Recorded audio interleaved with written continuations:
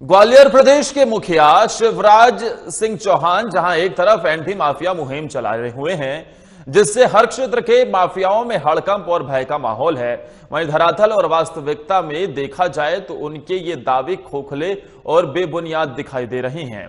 आपको बता दें कि ग्वालियर जिले के ज्यादातर ग्रामीण इलाकों में किराने की दुकानों पर जहां लोग अपनी आवश्यकताओं की सामग्री खरीदने के लिए जाते हैं, वहीं दुकानें आज शराब का कारोबार करती नजर आ रही हैं।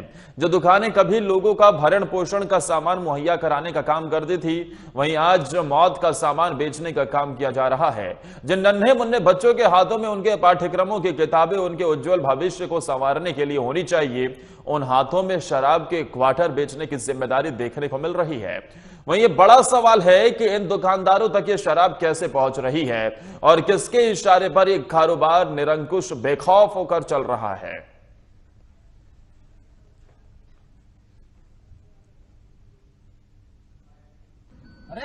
ये आप इस बात को तो मानते हैं कि कार्रवाई निरंतर जारी है, और आप तो देखते जाइए आगे आगे होता क्या है। ये माफिया आपको पता नहीं पड़ेगा ये कहाँ गए। और निश्चित रूप से माफिया समाज के लिए भी खराब शब्द है। कोई व्यक्ति अगर माफिया के रूप में समाज का शोषण करता है तो उसको मध्य प्रदेश की धरातल पर कोई जगह नहीं मिलेगी। मध्य प्रदेश में जहरीली शराब से मौतों का ग्राफ बढ़ता हुआ नजर आ रहा है। वहीं मुरैना में पिछले दिनों हुई जहरीली शराब के सेवन से 26 मौतों के बाद जिला प्रशासन हरकत में आया था, जिसके बाद जिला प्रशासन ने कई जगहों पर बड़ी कार्रवाई को अंजाम दिया था। वहीं आज जिला प्रशासन उन कार्रवाइयों को ठंडे बस्ते में डालकर चैन की नींद सो रहा है। साधना न्यूज की टीम जब ग्राउंड लेवल पर पड़ताल करने के लिए ग्वालियर व बेहतरबार विकासखंड, चिनौर और कई जगहों पर गई, तो वहां पर उन्हें देखने को मिला कि जिन किरानों की दुकान पर लोग अपनी आवश्यकताओं की सामग्री अपने जीवन उपयोग के लिए खरीदने जाते हैं, वहां पर जहरीली शराब फुटकर की तरह बिछ रही थी। जिन छोटे बच्चों के हाथों में उनकी किताबों के पाठ्यक्रम होने चाहिए, उनके हाथों में जहरीली शराब के पहुए और बोतलें बिक्री होती नजर आई।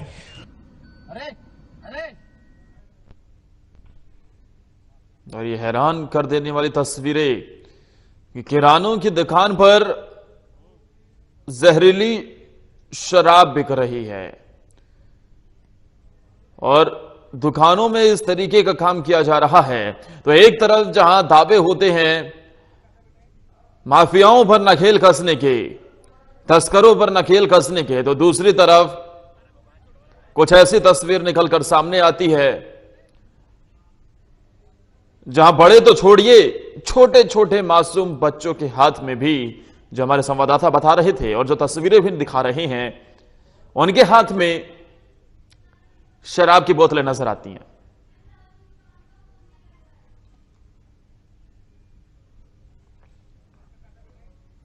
बच्चों के हाथों में किताबों की जगह जहरीली शराब नजर आती है। और ये तस्वीर जरा देखिए कि कैसे छोटे छोटे बच्चे इस शराब के कारोबार में धकेले जा रहे हैं। और ये जो नींव तैयार हो रही है कहीं ना कहीं हानिकारक भी हो सकती है। तो वक्त रहते अगर इस पर कदम नहीं उठाया गया तो नन्हे मुन्ने बच्चे, जिन्हें अभी सही मायने में समझ भी नहीं है, उन्हें किस दिशा में धकेलने का काम किया जा रहा है, वो समाज के लिए भी बेहद खतरनाक हो सकता है।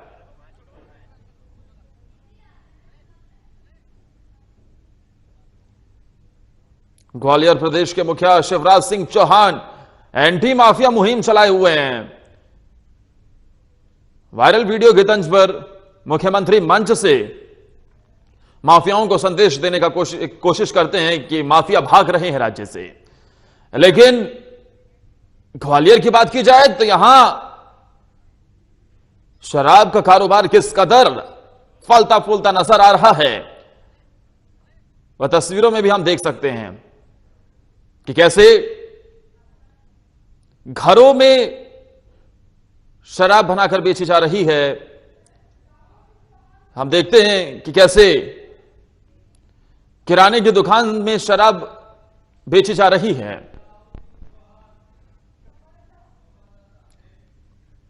और हमारे साथ ग्वालियर से संवाददाता राहुल सिंह चौहान फोन लाइन पर जुड़ गए। राहुल, एक वाजिब सवाल आपने उठाया कि जिन बच्चों के हाथों में किताबें होनी चाहिए, उनके हाथों में आज क्वार्टर नजर आते हैं, शराब की बोतलें नजर आती हैं। लेकिन सवाल तो यह है कि आखिर ये पूरा का पूरा कारोबार ऐसा कैसे फल फूल रहा है कि किराने की दुकान में जाएंगे तब आपको शराब मिल जाएगी, आपको घरों से शराब बिक्री होती हुई नजर आएगी, बच्चों के हाथों में शराब नजर आएगी। तो सरकार के दावों का क्या हुआ? आदर्श जी, आपको बता दूं, मैं जब हमारी टीम वहां पहुंची तो ये सब नजारा देखकर हम खुद दंग रह गए कि जिन बच्चों के हाथों में उनकी किताबें, उनके भविष्य, उनके खेलने के खिलौने या अन्य चीजें होनी चाहिए थी, वो आज शराब का व्यापार कर रहे हैं। उनके द्वारा क्वार्टरों को बेचा जा रहा है, उनका मूल्य बताया जा रहा है और यह शराब किनके द्वारा उन तक पहुंचाई जा रही है उसका पूरा विवरण उनको पता है। वहीं जो महिलाएं घर गृहस्थी देखती थी, अपना घर के सदस्यों का खाना पीना हर तरीके का जो ध्यान रखती थी, वो आज इस व्यापार में के गर्त में उतरी हुई दिखाई दे रही है। राहुल, जाहिर तौर पर जब राज्य में शराबबंदी को लेकर मांग उठती है, खुद पूर्व मुख्यमंत्री उमा भारती इस चीज को लेकर सवाल उठाती हैं, तो सरकार के मंत्री कहते हैं कि राजस्व का बहुत बड़ा वो साधन है और उस पर किसी भी तरीके से चोट नहीं पहुंचानी चाहिए, शराबबंदी कानून राज्य में लागू नहीं हो सकता। लेकिन इन सब के बीच भविष्य किस तरीके से आगे बढ़ रहा है, तो ये तो समाज के लिए भी बेहद हानिकारक होगा। क्या राहुल, आपने अधिकारियों से बात करने की कोशिश की? क्या किसी नेता से बात करने की कोशिश की? वो क्या दलीलें पेश करते नजर आए? निश्चित तौर पर आदर्श जी, मैंने बात करने की कोशिश की है। कहीं ना कहीं सरकार ने आज इन नन्हे बच्चों के भविष्य को राजस्व की तराजू में रखकर तोल दिया है और जहां पर राजस्व का पल्ला भारी दिखाई दे रहा है, इस सिलसिले में हमारी राज्य मंत्री कैबिनेट मंत्री भारत सिंह कुशवाहा जी से बात हुई, प्रद्युम्न तोमर जी से बात हुई। उनके द्वारा भी आश्वासन दिया गया कि यदि इस प्रकार की घटना कहीं दिख रही है प्रदेश में, जिले में, तो निश्चित तौर पर कार्रवाई होगी। लेकिन धरातल पे ये सारे वादे खोखले नजर आ रहे हैं। तो ये तो पूरी तरीके से अवैध धंधा चल रहा राहुल। सर, वहां पर हम लोगों ने जो देखा है, बिल्कुल राहुल, मैं चाहूंगा ना कि एक बार आपने जो तस्वीरें देखी, क्योंकि कुछ तस्वीरें आपने जरूर हमारे पास भेजी, लेकिन आपने क्या क्या तस्वीर वहां पर देखी वो जरा बताइए हमारे दर्शकों की। आखिर हालात किस तरीके से पनप रहे हैं इस राजस्व और शराबबंदी के कानून में? किस तरीके से हम देखते हैं कि छोटे छोटे मासूम बच्चे, युवा नशे की जद में जा रहे हैं? ये जरा अपने मुंह से बताइए जो आपने तस्वीरें देखी हैं।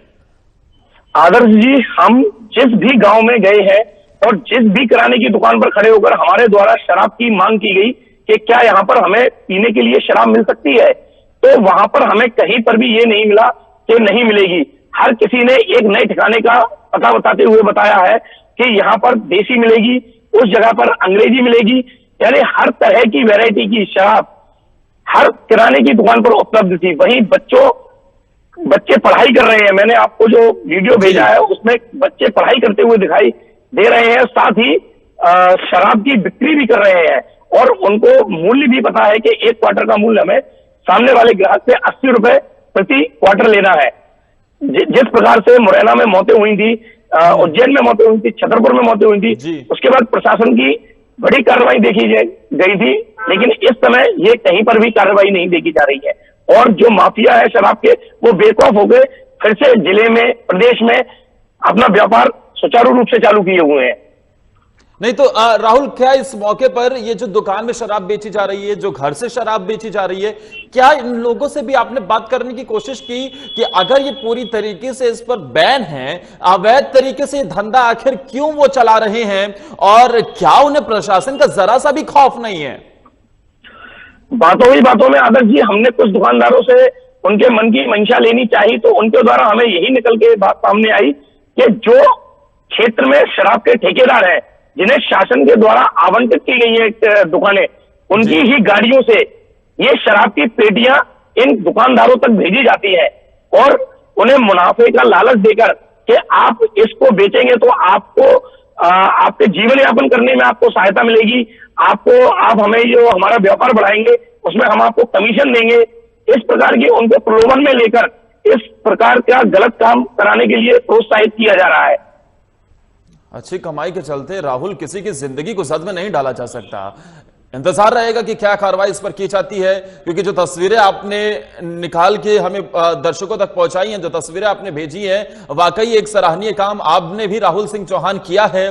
बतौर संवाददाता जमीन पर ग्राउंड जीरो पर किस तरीके से तस्वीरें निकलकर सामने आती हैं और सरकार के दावे और इरादे की जमीनी हकीकत क्या होती है, वो आपने हमारे दर्शकों तक पहुंचाने की कोशिश की है और जमीनी पड़ताल की है, जिसमें यह खुलासा हुआ है कि ये शराब खुले तौर पर बेची जा रही है, अवैध शराब की धड़ल्ले से बिक्री हो रही है और इसमें कहीं ना कहीं मासूम बच्चे और युवा भी अपनी जिंदगी को दांव पर लगाते हुए नजर आ रहे हैं, उनकी जिंदगी पर भी असर पड़ रहा है।